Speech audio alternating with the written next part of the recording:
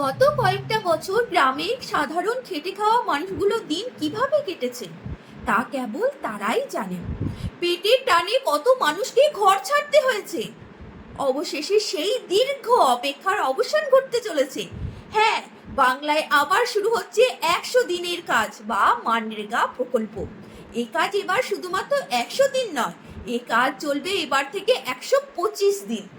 আপনার বাড়ির চেনা পরিচিত কারো জব কার্ড থাকলে এই ভিডিওটি একটু মন দিয়ে শেষ পর্যন্ত দেখুন।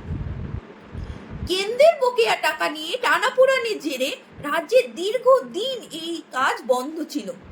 কত মানুষের উনুন জ্বলতে সমস্যা হয়েছে, কত স্বপ্ন থমকে গেছে। কিন্তু এখন রাজ্য সরকারের নতুন নির্দেশিকায় জেলায় জেলায় আবার এই কাজ চালুর প্রক্রিয়া শুরু হয়েছে।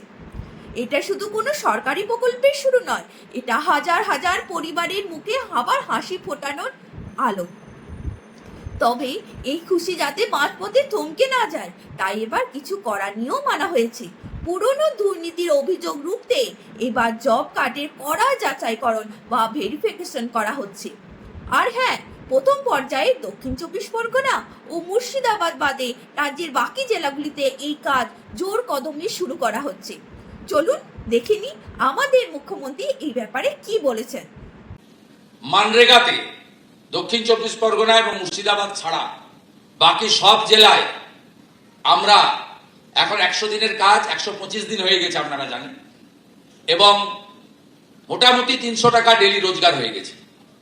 আমাদের 100 দিনের কাজে যে জব কার্ড ছিল তাদের মধ্যে যারা কেওয়াইসি লিঙ্ক করেছেন জব কার্ডের সঙ্গে, এখন 65%। আমরা স্বচ্ছতার জন্য তাদেরকেই অগ্রাধিকার দিচ্ছি এবং তারা এখানে জব কার্ড তারা পেয়ে কাজ শুরু করছেন। আপনার পরিচিত কোনো দরিদ্র পরিবার যেন এই সুযোগ থেকে বঞ্চিত না হয়, তাই আজই স্থানীয় পঞ্চায়েতে খোঁজ নিতে বলুন আর তার জব কার্ডটি সক্রিয় আছে কিনা সেটা দেখার জন্য।